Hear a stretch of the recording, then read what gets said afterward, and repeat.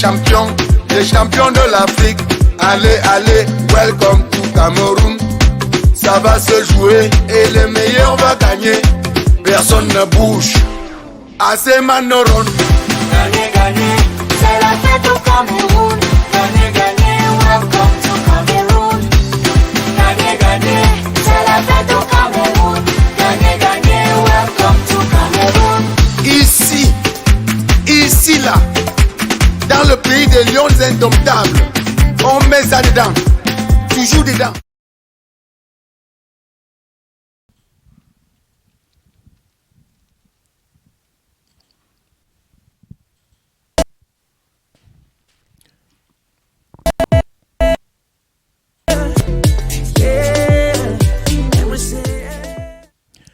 Un but à zéro, le Cameroun tient le bon bout grâce à Kal Toko Ekambi.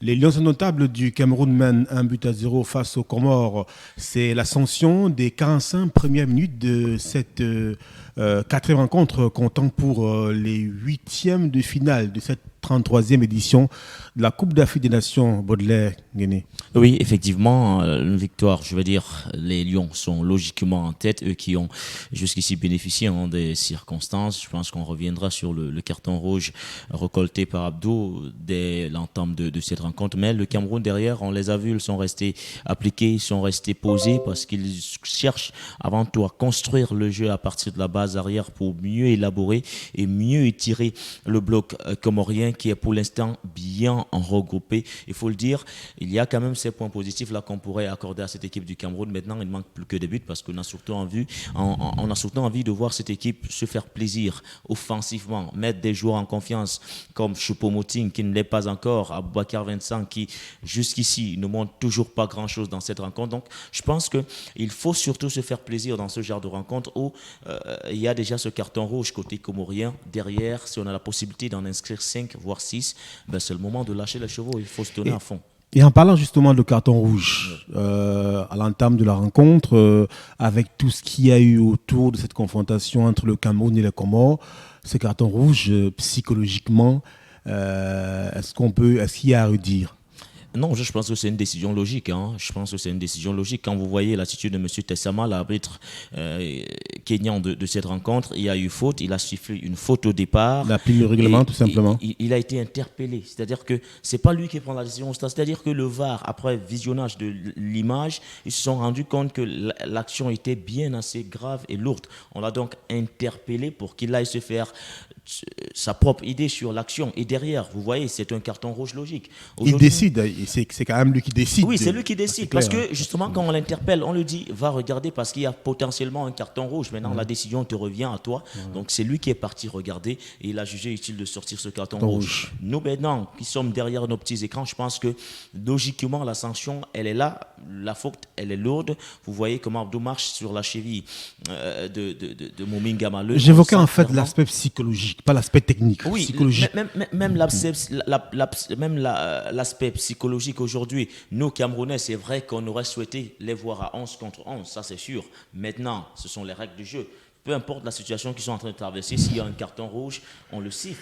Alors, qu'il soit à 9, à 8, nous, ça ne nous regarde pas. On a envie de jouer au football, on a envie de gagner. Donc derrière, il peut toujours avoir à redire sur les cas Covid et tout ça, mais quand une fois qu'on est sur la pelouse, une fois qu'on arbore les crampons pour venir jouer, il faut se soumettre au règlement. Et je pense que M. Tissama, il a appliqué le règlement. Alors revenons à la première manche. 1-0, est-ce que ce score reflète véritablement la physionomie de la rencontre? On a quand même vu les Lions dominateurs avec moult occasions. Si on se réfère uniquement à ce score, on passe un peu à côté de la lecture pratique de ces 45 premières minutes, n'est-ce pas? Il faut dire que le score n'est peut-être pas flatteur parce que franchement, on se serait attendu à mieux, notamment du côté des Lions indomptables du Cameroun, mais c'est également à mettre à l'actif des Comoriens qui... Bonne défense, bien regroupée. Qui défendent bien. Il y a surtout cette ligne de 5 qui s'est resserrée derrière, le milieu de terrain qui ne traverse pratiquement pas sa moitié de terrain. Donc, regardez cette équipe lorsqu'elle est en situation défensive.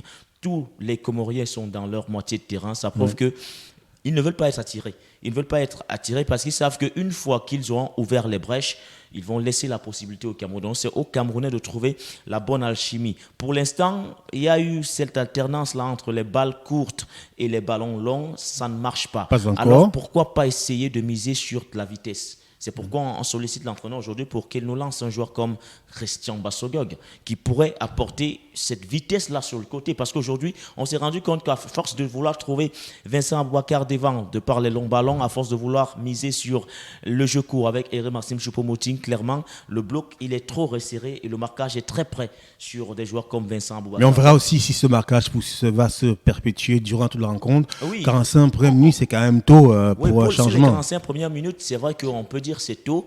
Et l'objectif est également d'aller essouffler cette équipe comorienne, voir comment elle va se comporter. Mais je le dis encore une fois de plus, c'est pas à elle aujourd'hui de faire le jeu. C'est surtout aux Camerounais de se rassurer. Donc on ne doit pas se focaliser sur ce que fait les Comores. On doit se focaliser sur ce que nous faisons. Et si nous n'arrivons pas à étirer ce bloc-là, si nous n'arrivons pas à percer ces lignes, je pense qu'on serait passé à côté de notre 8e de finale, parce qu'en face, ce sera la Gambie, et en voyant cette équipe gambienne jouer, elle est quand même un cran au-dessus des Comores. Donc, il va falloir impérativement trouver la solution, et la solution pourrait venir des côtés.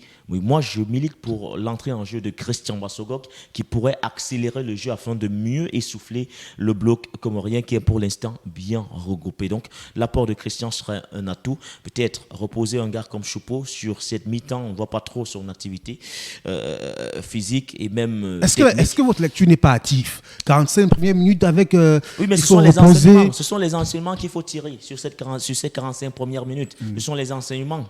Ça nous a laissé sur notre fin. Le score, il est certes un autre avantage, mais quand on regarde le contenu qui est proposé, c'est loin d'être satisfaisant. La question est de savoir, est-ce que justement, par rapport à ce que vous disiez tout à l'heure, avec un bloc défensif, par rapport à cette équipe qui joue défensivement, rien ne prouve que en mettant des attaquants qui courent beaucoup, les choses iraient plus loin, puisque les Comores ont choisi une option.